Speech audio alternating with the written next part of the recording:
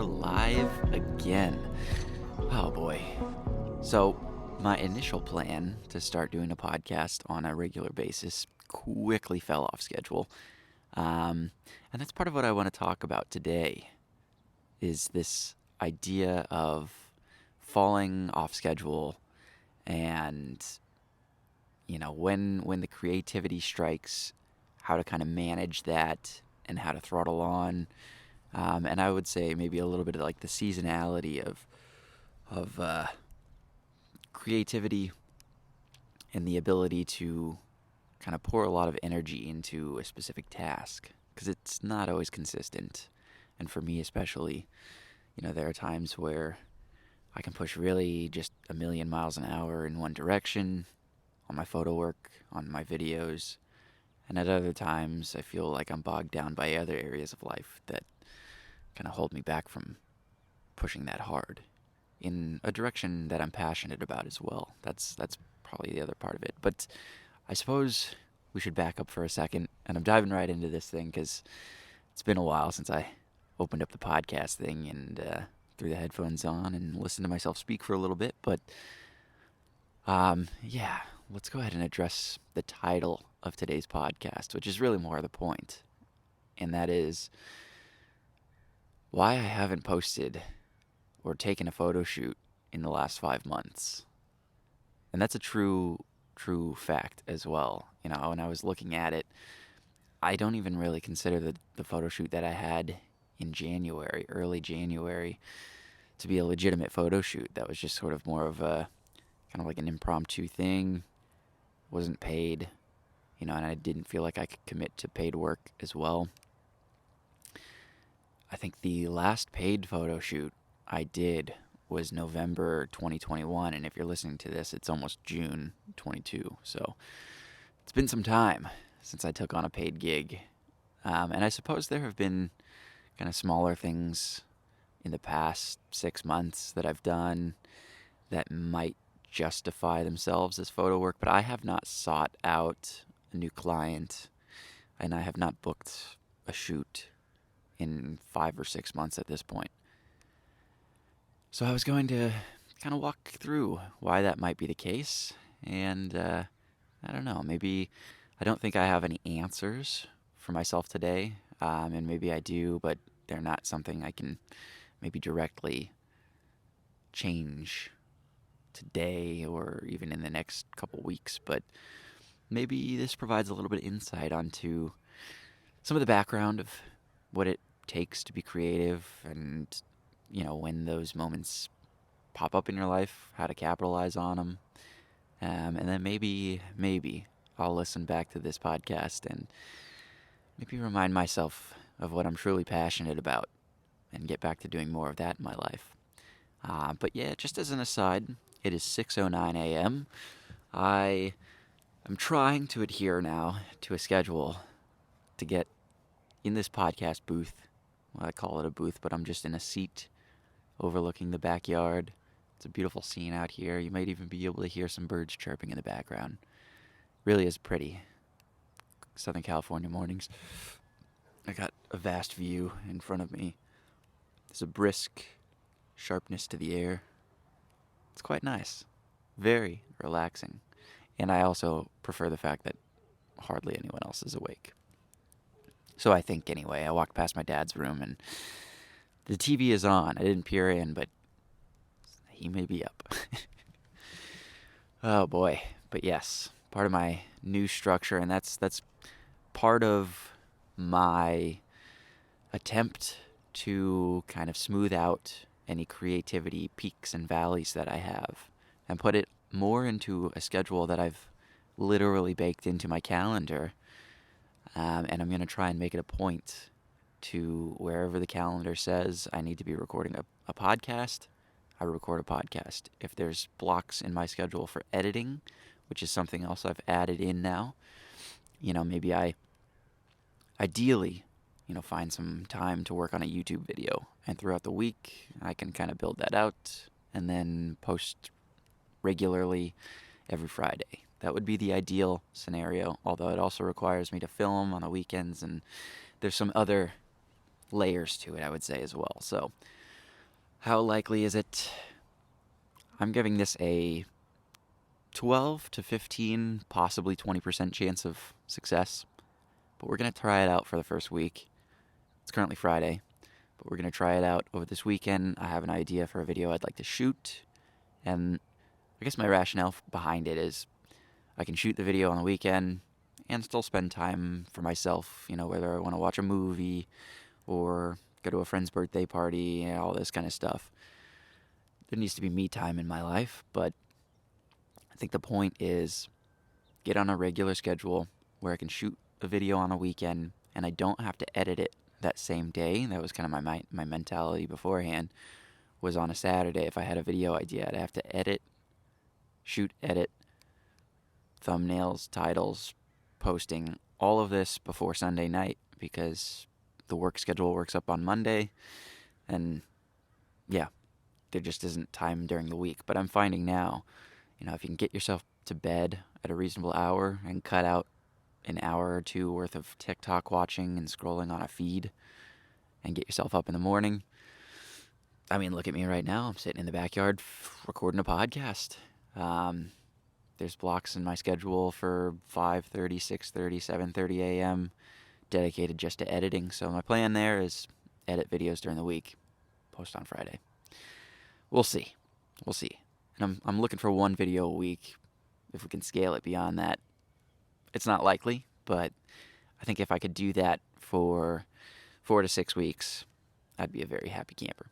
Some of this stuff, though, it requires a lot of filming, the prep work and going into the video. This is interesting because I had it in my notes app, a whole list of topics I wanted to cover today, and not necessarily in a particular order, but I am jumping around. I'm hitting already 3 of them.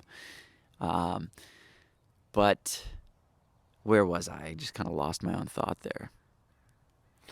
But yes, this idea of carrying out the week throughout the work throughout the week and finding time in my schedule. It's balance. So, let's chat. Let's chat about it. I'm also not in a car, by the way. Gosh, this is going to be terrible because I keep getting sidetracked. Not in the car. I may return to the car if I'm filming a podcast during an hour where planes are flying overhead. I feel like the backyard doesn't really work quite as well when you've got a plane going over every 5 minutes or so. But it's like a sound booth in the car. This is kind of ideal. I should record a lot more in there. Yeah, definitely. Oh, man.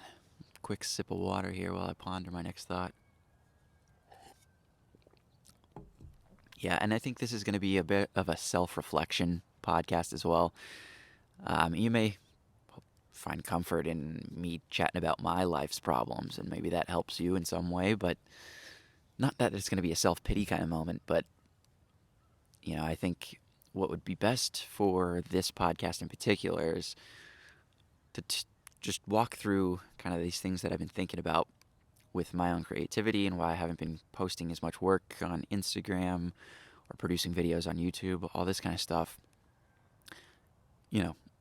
Reflect on it in isolation and then come back with, a guest on the podcast and really talk through some of these things, because I guarantee this is a common struggle, of kind of the cycle of producing content for the internet. There's burnout, I think, is inevitable. You can't consistently post on all of your channels and consistently churn out work that you're proud of, for one. But when the algorithm forces you, almost in a way, to remain consistent, it becomes a very difficult thing. And I remember I was trying to do daily uploads 2 summers ago, or not uploads in YouTube terminology, but uploads to Instagram. And that was a very difficult thing. And it was possible because I had a process. I had a Cars and Coffee meet on Saturday, which if I missed that Cars and Coffee meet, it really put me on my back leg, because now I'm posting stuff that's old and that didn't quite make the cut on the first time around, and you kind of have to scavenge through raw photos that you have saved to hopefully find some sort of set or some sort of unedited gem that you could post. And that was before I was getting into kind of personal shoots, or private shoots, I would say. But I think that was a good schedule, and of course, Cars and Coffee is severely limited since then. But I think that's the only reason I was able to post on a weekly or on a daily basis, was that I had a process where I would go home, edit all the photos, and then not get too excited to post everything at once, but to say, all right, I'm going to post this day, save this content for this day, and I think I ended up going probably 6 out of 7 days consistently each week. So there was a period of time where I was doing that, and even a period of time where I traveled with my family. We did like a little family road trip, and I traveled with my laptop as you normally would. I feel like that's kind of something you would throw in your camera bag or your backpack and travel with. But even to the point where, I was airdropping stuff to my phone and uploading from a car. I just felt like I had to upload. I had to put a photo out because I felt like the consistency was super important, and because I was getting a good feedback from, the community as I was posting my stuff. So it felt right to do that. But I think currently, and this is part of what I wanted to talk about today, is just my standards, I would say, have gotten to a point where that workflow is no longer sustainable unless it was a full-time job. But even still, to prep, and I guess if I was, inherently going on shoots often for work, I would just naturally have a bunch of content stored away, ready to post. And I probably wouldn't be that aggressive with the posting schedule either. I would probably do some mix of 3 to 4 photos a week, 3 to 4 reels a week. Yeah, and that would fill out my 7-day schedule. And that's, as I sit here and think about it, that is something I would want to get back to as well. Ooh, I just watched a bee land on me. I'm staring at it. Also, quick sidebar. No video today. One, because it's early morning and I have not had a haircut in like over a month, so it's looking pretty scruffy at this point. And two, I knew this, but I didn't think about it. But when I did my car podcast and I was driving around filming the thing in the car, which I think is a brilliant format, and I'm going to continue to do that, especially if I have a guest on. I think that'd be a great... It maybe limits my ability to have conversation a bit, just by nature of having to focus on the road and drive. Yeah, probably shouldn't have a podcast in the car. But I like the idea of it. I forgot where I was going with this. Yes. So no video, yes, because my cameras, for whatever reason, can only record 30 minutes at a time. And I think that has to do with them being classified as a, consumer grade point and shoot camera or a video camera. It gets lumped into a different category. I think that's ridiculous, but so be it. The bee has since left. It was on a leaf just above my head, and I watched its abdomen trying to pierce the leaf that it was on for like 30 seconds. It's kind of terrifying. Anywho, yes. Back to this idea. So, I guess the nexus of this conversation, and we're really diving in now. I'm excited about this. So, primarily, I think this conversation should base itself around creativity and burnout. And primarily burnout in my life. So, in my opinion, there's only a certain amount of, for one, energy that you have in a day, a week, a month, carrying on. If you're not getting good rest, that's part of it. But also, if you spend 8 hours focused on various other tasks for,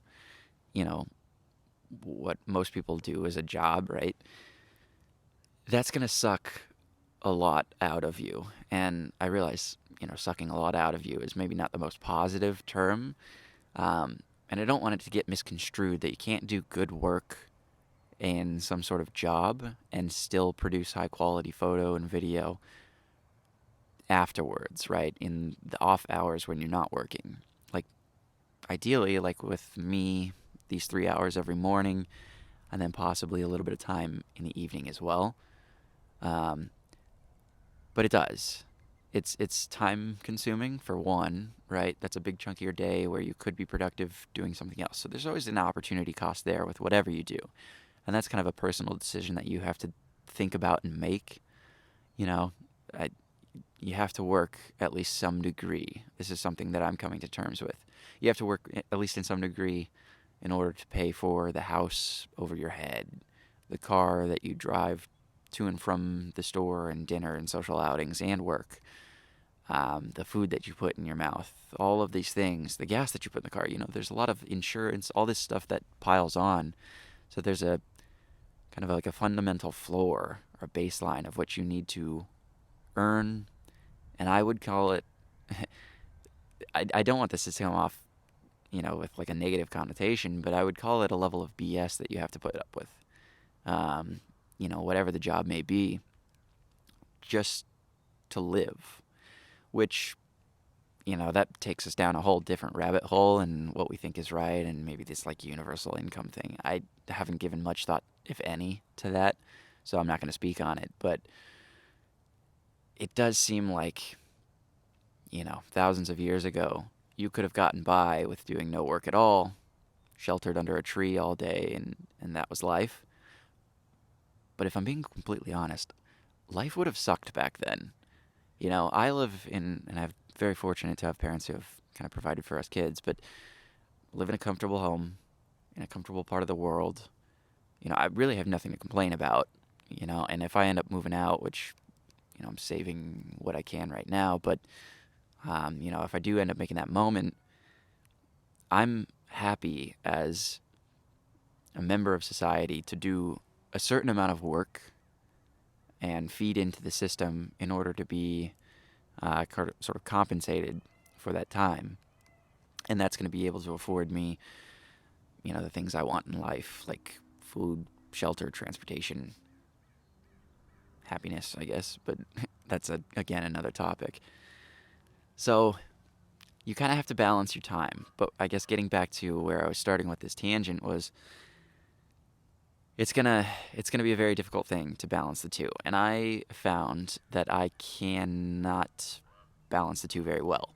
Or at least I've struggled in the past. And I'm not saying I'm incapable of it, but I think it's going to require me to have good processes, to really, very strictly adhere to a schedule and almost have this thing, written, which kind of tells me what to do at what time. Because this is something that personally I've always struggled with is, if I have free time or a decision to make, I weigh the options so heavily. But I think as a kind of a downside or a pitfall of that is I don't make my decisions very quickly. So that often lets me kind of fall into these places where, I hop off my desk after a day of work, and it is mentally kind of tapping, especially if you've been go all day or trying to figure out some problem or some sort of, new reporting metric that you want to integrate. It's a mentally difficult thing to do, and especially, we can talk about nutrition as well, but yeah, I like getting on my desk and working another 3 hours in a video edit or some photos. I can do it, and I think I get a certain level of enjoyment out of editing that is kind of, it's like a feedback loop. I'm happy to sit at the desk because every time I hit the the copy paste button, and I see my little slider adjustments in Lightroom apply to a new photo, you kind of sit back for a second and you have that moment of, oh shit, this is fire. I do like that moment, by the way. But I haven't had it much lately, and I think that's the reason why, is because I get off my desk. I just spent 8 hours sitting in this chair, staring at a screen. It's hard to force myself to another 3 hours of that, and especially difficult to book clients. And I think that's where kind of the nexus of it comes from, is my fear that I'm not turning around projects back to a client in a quick enough time, and if they ask for re-edits, I'm not going to be able to kind of budget the time for that. So it becomes this very difficult thing, balancing a client's expectations on top of finding the time to edit and all this stuff. And most nights, this is kind of the cycle I've fallen into is I get off my desk, you just want to break, which as, the weather kind of warms up and it's super sunny and it stays sunny longer, I found it's easier for me to just like hop off my desk, throw the running shoes on, and go for a jog in the hills. Just kind of free the mind for a little bit. And that break makes it easier to come back to a desk. But in most cases, really what I want to do and what I end up doing for a little bit is you pull out the phone, Instagram, TikTok, maybe a YouTube video, whatever it may be. And as you'll probably see in some YouTube videos coming up, I don't know if they'll ever be produced, but I have a giant bean bag in the middle of my room now at this point. So oftentimes, and that replaces any kind of other seats in there besides my desk chair. So, I kind of like fluff down on that. I got the phone going, and I say, all right, 5 minutes. I'm going to look at a couple videos and then head out the door for a run. It gets to the point where it becomes half an hour, an hour. Sometimes, if I don't have the running stuff on and I just kind of end up there, maybe I'll slip into a nap kind of thing. And it's just so easy to see how through videos, through being sucked into the phone, through just being fatigued from a day of work and the head hitting the pillow, I end up going down for a nap. And this really was breeding just a terrible cycle of, hop off the desk, maybe it's 5:30, 6 p.m. kind of thing, put the head down for a nap, and then, not waking up until the very, very last light, because it's kind of getting close to this summer time right now. So, we have probably last light at 8 p.m., I want to say, 7 something, 8 p.m. I'm waking up again at that time. And at that point, what do? Normally for me, it's scavenge for some food, watch a video while eating food, and then good luck trying to fall asleep at a reasonable hour, because it's just not going to happen. You just had a 2-hour nap. And this, I think, bred the cycle of me not getting to my photo work and then not being excited about it, because I know part of the process of producing cool photos, there's so much trial and error. You may try one edit on a photo, and if it's not clicking right on the spot, it's so easy to get discouraged, because I have these moments too. I'm sure if people look at my feed and they see, a level of photos that look cool, but what they don't see is so many behind those photos where I'll slap a couple different style edits on there, and it's like none of these work. And then you start to kind of mull over and you're like, well, do I even know how to edit if I can't get this photo to a spot that looks good, in my opinion? Do I even know what I'm doing? Am I just moving sliders randomly with no kind of like influence other than randomness on the photo? You get to those like moments, and then you realize I've got 80 other photos I need to edit in this set, and I'm only 3 photos in. This is going to take forever. And then so that kind of process cycle runs through in my mind as well, and it bogs me down in the moment. But also, if I haven't even powered the computer up to edit any photos, now I'm thinking about that long, tedious, backward pedaling cycle. And it makes it hard for me to sit down and hunker in and say, all right, I'm going to edit these photos today. And a part of it is the creativity swings. Sometimes you're more creative and you're making interesting decisions in the computer than you would otherwise. That's kind of where I would say most of the biggest kind of jumps in, a creative photographer's careers happen. When you decide, normally you drag a graduated filter from the top to the middle of the frame, to pull down the exposure in the sky, because maybe it's a little overexposed because you had to get the car kind of base exposure set. So instead of doing that, maybe you drag in and you increase the exposure, so you make it more bright and white in the sky. You throw in a little dehaze in there, and now you've got this like foggy kind of look. And then you kind of discover, this was me a couple of years ago, discovering that if I did that over some trees, it can almost create contrast in just the leaves on a tree by highlighting the tops of each kind of tree or leaf pattern, but the bottom stays a little darker. And that almost has like a pleasing aesthetic to the eye, and it especially works well in morning photos. There you go, top tip for the day. But those kind of creative decisions can only come about, in certain times in your mental state, I would say. And it, for me, sort of at the moment feels random with how my brain's going to feel, but I think there are things you can do. You can exercise regularly. I do think that plays into it partly. You can take out a lot of the stressors in your life, some of the additional stressors. Work would be one of them. um, yeah, and you can kind of get yourself into that flow state as well. So if you're in that flow state and you're having a creative moment, you can almost stay in it. I don't know how exactly, but if you continue to like take on new clients, now I come back to the studio, I'm editing this set, the fire comes out, you're excited by that, you do the next client, and again and again and again, and the cycle continues, and you continue to have these like waves of creativity. And I've actually seen it on social media as well. I'll come across people's accounts from time to time, and you scroll through the feed on their profile, and you'll look back several months, and you'll see that there's a period in time over several weeks or months where their content sort of shifted, and you can see what was clearly early day photos and video coming out of their camera, coming out of their computer, coming out of them. That was good, not great. And I'm not,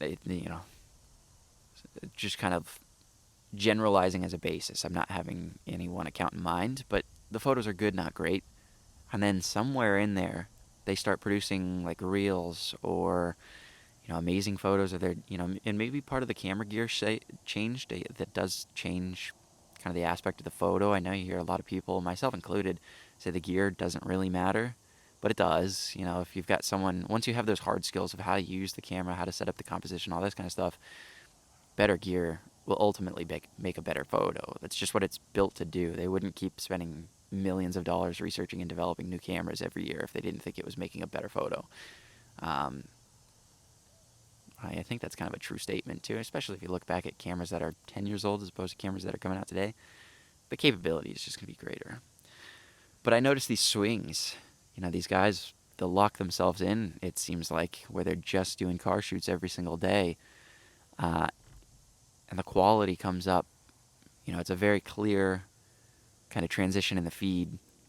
And all of a sudden they're doing things in After Effects that most people dream of, or they kind of drop the jaw a little bit because they don't know how to pull off a certain effect, and they're just popping them off one video after the other. So it becomes a cycle, and you kind of bring yourself up to a level of proficiency, which is actually something that I feel I've missed out on in the last 6 months. I brought myself to a level of proficiency kind of while I was doing the photography as a more prominent portion of my life, and in these last 6 months I'm a little bit fearful that I've just kind of remained stagnant while others have continued to learn new tips, tricks, and kind of figured out ways to use the camera and the software better than I have. And that's kind of a frightening moment in the identity thing as well. And it also, feeds back into my conversation about if I ever did make photography a more prominent part of my life, it makes that decision a little bit harder now because I feel like I would be batting from, or starting further back on the grid kind of thing. But that's never a reason not to go for an idea. I'd say you can always teach yourself, you can always learn, and it's going to take a couple months no matter what. But I feel like it's maybe better to just hit those months early, hit them hard, and I would say you'll see the growth. But let's cycle back here. I'm kind of falling off topic a little bit here, and I don't want this podcast to become too long-winded. But yeah, I think kind of just to touch once more on this creativity cycle, it's a difficult thing, and I've mentioned just now that it kind of goes in and out for me, whether I'm creative or not. And I certainly think the way YouTube and Instagram and all these platforms are set up, it definitely lends itself to posting consistently is the biggest thing. And if you're on Instagram, that could be a post every single day, regardless of whether it's a photo or a reel. but some sort of consistency. And then on YouTube, I would like to shoot for a weekly schedule, but more consistent would obviously be better. But it doesn't always line up with when you're creative. So I suppose one way to easily combat that is just to bake in a little bit of like buffer in the work that you produce. So if you can produce work 2 weeks in advance, you have a surplus of all these photos that you could post, then it just becomes an upload schedule. All you have to really do is think about what the caption's going to be, throw some hashtags on there, which may even just be a copy paste kind of deal, and post. And that's kind of it. And just stick to a regular schedule and regular same time of day as well. But when you're like me, where I haven't booked ever, in a period of my life, I've never actually booked consistently, a shoot every other day or every third day or, multiple times a week kind of thing. It's always just been like one a week. That's what I felt like I was capable of, especially while I'm working. And even more recently, I felt like I can't afford the time because other people are counting on me in, different aspects. And if I let them down kind of thing, it was just because I was being selfish and spending more time out of work. And it's just like this thing that weighs over me. I don't like it. But anyway, we're getting back to the topic here of this creativity thing. But having to post on a consistent basis or having to be creative on a consistent basis is one of the hardest things to do. And I notice this with big YouTubers as well, because their life depends on it. That's their income. And a lot of, scenarios like, I don't know if David Dobrik, that may have been a forced break at some point, but he's still not uploading regularly. A lot of these guys, the run seems like it can only really be a few years, for some of these younger kids anyway, before the well runs dry. And you kind of have to take a step back, reflect, rest, I think is probably the primary thing. Start to enjoy life, but also the process of creating this content again. And only then are you, I would say, able to dive back in. And that's something I've wrestled with as well.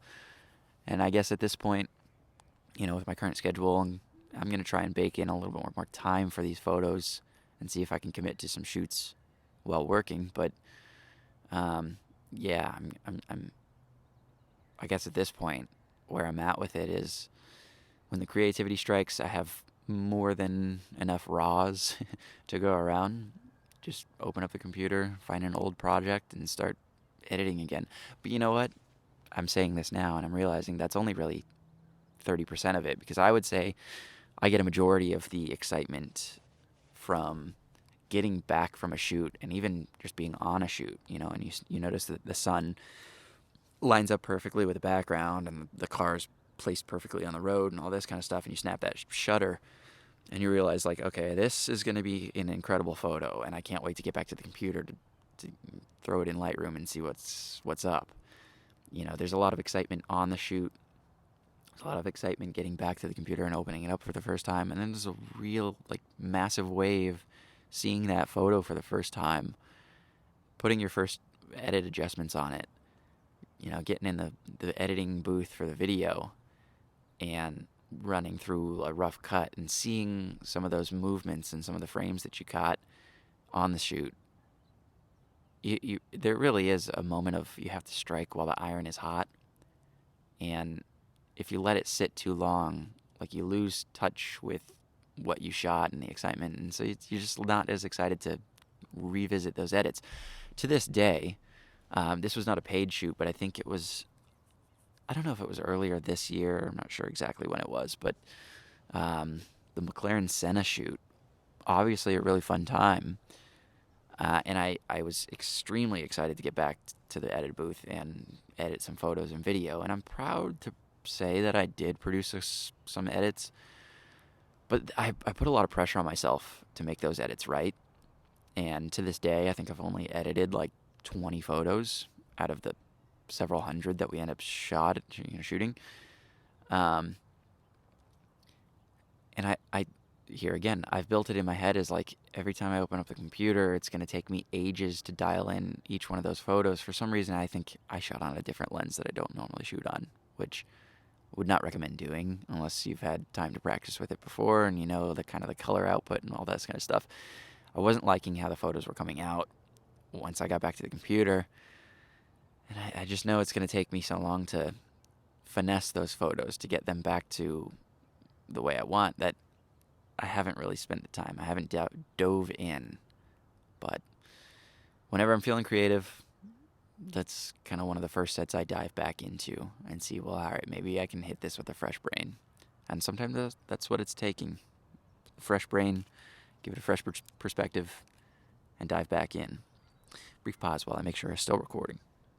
And we are at the 35-minute mark. My goodness. All right. I'm rambling longer than I thought. I feel like I'm doing it just for me. I still got a few more things on my list here, but I don't know. We'll see where this goes. But let's see. Well, you know what? I guess by nature of just chatting and rambling, I kind of covered them all subconsciously. I'd say this biggest thing, though, is just like burnout constantly. I feel like I keep spreading myself too thin. And on top of that, in theory, you should be able to handle the workload that I put on myself. But I think what ends up happening is I wear myself down mentally, whether it's with work or stressing about, certain projects that I'm trying to do. Or I think probably the biggest thing at this point, which has held me back from, booking new shoots in the future, or currently anyway, or even like new YouTube projects, getting on a weekly basis, is just the thought of, if I want to film this video, I want to get the big camera out. I want to get the gimbal out. I want to make sure I'm hitting all the shutter, at 180-degree rule, all this kind of stuff. And,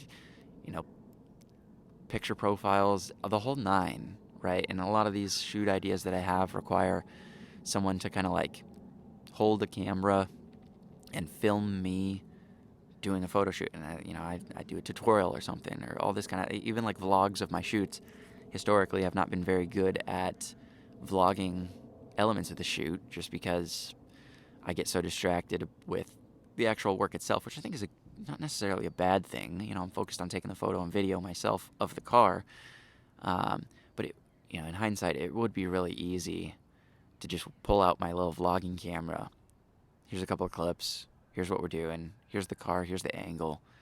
And then ultimately, I would love some B-roll. That way I can crop and throw in a couple of edits from the shoot on screen as well.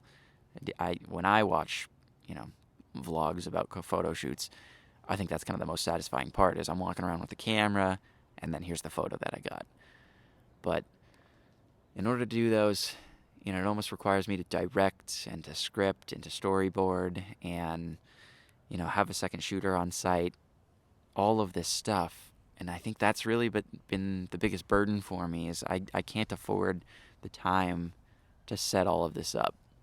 But I guess where I'm at right now, I've built out this schedule, and the plan is, in the weeks, this is kind of like a last minute thing where I just threw this together, and I'm planning on starting this weekend with my first YouTube video. But where I can't secure maybe a car and a photo shoot and all this kind of stuff, and having someone to follow me around and take photos or video of me, I'm going to stick to these simpler kind of like tutorials in my room, or edit breakdowns, all this kind of stuff, because I think those are still good videos. They're just, the investment of time and energy and resources to set up a camera and get a second person on shoot is far less. And I think that's a video I could certainly film on a weekend, maybe even start on an edit during the weekend, and then throughout the week polish it up, make any final adjustments I want. Make sure that it's a good video, because I think that's really important in the YouTube game as well. It's just have a good video that people actually feel like watching through. A lot of my videos in the past, I've watched them back, of course, because I, of course, like watching my own work. It's kind of satisfying, rewarding to see the final product. But I've watched them back, and I realized, this video is 15 minutes long. It could have been 8 minutes long, and I would have watched through the whole thing much more easily, as opposed to some of these now where it's just like, I can totally see people clicking off because they're just bored. I think it might be the most viewed video on my channel is my audio recording setup from, I can't believe it's over a year ago now at this point. But that video, when I think about me running through the gear at my desk for half of the video, that was a miss. Had I cut that, probably, I don't know, I haven't watched the video back in a while, but if that's a 7-minute section or 5 or 7 minute section, it could have been 60 seconds. It could have been a minute 30. And I think that would have made a way better video.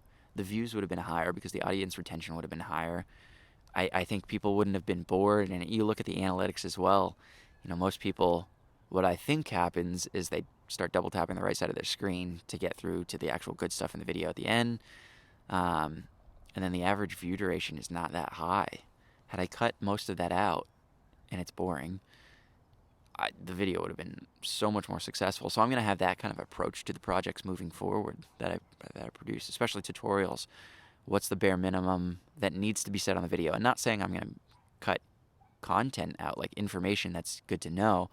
Just how can I say this quickly, concisely, that's not going to ramble on and create a 15-minute video that doesn't need to be. I got to be cognizant of the viewer's time. And I think that's kind of a big part of it is in the editing booth. How many versions do I put through? How many times do I try and cut out extra, a little fluff here, a little minute here? I think that's going to be instrumental to my YouTube game moving forward. But it has yet to be done, has yet to be seen. If you're listening to this quick teaser, I've got a GoPro POV video coming out. I'm going to try and get a little behind the scenes of that. Because I do think that's a pretty cool thing that people can easily do in their videos. So I'd love to be able to teach it. But I'm going to be applying that process, that YouTube streamline video process to that video coming up. And I guess that takes me to kind of where I am right now. Even just this week alone, in a nutshell, has been all of the things I've described in this podcast so far. I started off this week on a Monday, hadn't produced any photo video work, had a list of things to do for my actual work, and it kind of hit me, the level of fatigue that I'm experiencing doing this on a regular basis, wearing myself out mentally. I was kind of not in a super dark place, but like questioning, do I want to do photos? Do I want to do videos? Because I clearly can't seem to build out a process where I'm able to do that on a regular basis. And I think the biggest challenge with that is it is something I love. It's what I love doing. I enjoy spending the time on photo shoots, and I just physically enjoy hitting the upload button. There's something rewarding about it. I like the editing booth. I like creating new content that nobody had seen before. I like thinking about things and pushing out content that tries to break some sort of ground barrier in any way possible. Although I don't think I've really ever achieved that through my work. But that's kind of part of the point of an artist or some sort of creative, is to just consistently try and push myself to a point where I feel satisfied with the work, though I don't know if it'll ever happen. But yeah, that's kind of how I started the week, was having these doubts. And then now it's Friday, and maybe I've got this, weekend, film a couple videos and upload schedule in my mind now, so I'm getting jazzed about it. But the creativity comes and goes, and even today, sitting down to film this podcast, I was kind of mixed reactions, or mixed thoughts. The word is eluding me, but yeah, kind of mixed emotions about sitting down and recording something like this, or doing anything creative, because I just feel like I've been in this doldrum cycle where I just am not getting the feedback I need out of it. But you kind of have to force it too, to a degree. You have to sit yourself down, you have to do the work, and then I think there is a degree of it will come back. It may be a really rough edit. You may look at it the next day and think, what the hell was I thinking? But at least you got the ball rolling. I think that's something to be said there. So anyway, I feel like I'm in a good point currently anyway. I've built out this schedule. I'm staring at it in my phone. I'm going to really make it a point to try and continue to get up early in the morning. I have all this free time now, so I'm excited for it. I'm really excited for the YouTube, posting regularly over there. I think, obviously that's one of these kind of career paths where it's extremely unlikely. I was looking at one of these kind of like articles that was written about it. When you think about going and working for some, fast food chain if that's what it requires, or going to work for some company, as long as you get the job, and in most cases, unemployment doesn't sit too high, right? It's usually only a couple of percent. Uh, in most cases, people have jobs where they can afford to live. Now, California is kind of, I think, this unique spot where I think you have probably a large population of people that are living below, what really would be like a livable salary or wage. They just, it puts me in perspective of like, I have nothing to complain about, but I think, wow, I completely lost that train of thought. It's too early for me. Oh man. Hmm. What was I say? It's about the wage stuff. Salary, making enough money to support yourself. Hmm. Wow, I completely lost that one. But I don't know. I suppose that's blending the passion of, the photo work doesn't necessarily pay the bills. Oh yes, I'm back on my thought here. So my guess would be anywhere from like 70 to 80, maybe even 90% of people working a wage, working a salary, are able to afford life, so make a livable income. And of all of the YouTube channels that exist that have over, I think the report mentioned over 5 subscribers, although I would argue a lot of accounts that are, less than 1,000 subscribers, less than 500 subscribers, they may not even be uploading regularly or taking it serious to a degree that, is beyond just, here's a clip that I filmed at a car meet, let me upload it. I'm not trying to do this as a career, but their math worked out in the article that it was like 0.3%, 0.3% of all YouTube creators make a livable income. And of course, the point was 0.1% making an absolute shit ton of money. Their income is, deeply solidified. But I'm going to push back a little bit and say that the numbers they used were relatively crude, because I think they were considering it was like, I don't know, so however many thousands of YouTube channels just above 5 subscribers.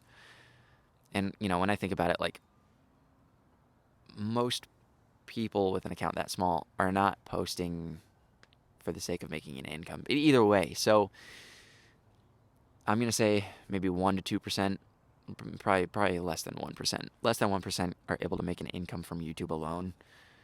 But man, yeah, and it makes me fall back. But that's not the primary portion of the business. It would be photo shoots, photo business. That would ideally get me a majority of what I would call business, and then whatever YouTube percentage of the pie would be nice. But I think the greater value of YouTube, far beyond just like ad monetization on a YouTube channel or a video, is the eyeballs that you could in theory gather, and marketers would pay for time in front of those eyeballs. So it's a business that you can build out, and I think ideally it's a business that you can build out around your hobby, and I think that's what makes it so appealing. But obviously it's not the most I don't know, not the most set in stone thing. Obviously, it's far from it, right? There's a lot of risk in whether a YouTube thing works out, and I think for every professional YouTuber that I've seen at this point. I've been watching a lot of podcasts and interviews. Don't make YouTube your main source of income. Don't make that your career until it is your career, if that makes sense. So until you get to the point where you're making more money than you would at some other job, even then it's a hard gamble because it's not certain. But would the job necessarily be certain as well? I mean, there's always the chance, bouncing around throughout a career, all this kind of stuff too. But I think that's where I'm at mentally right now, is I'm going to build this thing on the side as much as possible, and we'll see where it goes. I don't have high hopes, but I do think there's a market of young automotive photographers out there looking to get expertise, looking to get insight. And I do think there's a market also. Mike North Borders has shown this as well. People like to tag along on photo shoots. People like to learn what you as a quote-unquote expert is doing that they can do on their shoots, and how to make money with their photography, and how to properly frame a shot, and how to edit all these techniques and all this kind of stuff. There's an audience out there. So it'd be nice to kind of steal my own slice of that audience. I don't know. I'm rambling now at this point, but these are just some life things I think about. But yeah, I don't know. I feel like we've maybe covered. That's pretty much the extent of why I haven't had a paying photo shoot in over 5, probably 6 months at this point. Life, man. Life gets in the way. And I'm not saying that's necessarily a bad thing either. It's just, that's the path we're on. I may want to do this for X amount of years, X amount of time, and then, I don't know, maybe when I feel like shifting, which could be in the future, near future, could be in later down the line. That's kind of part of the value of life. But making that decision, I think, is the hardest part. That's going to be something I struggle with. It already is, but we will see. We'll cross that bridge when we get there. But I'm most excited about baking in this new process of trying to get a video out a week.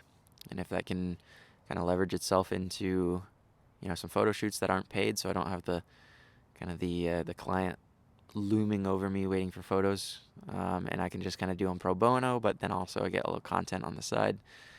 We can try that as well. I'm open to all these new ideas, guys.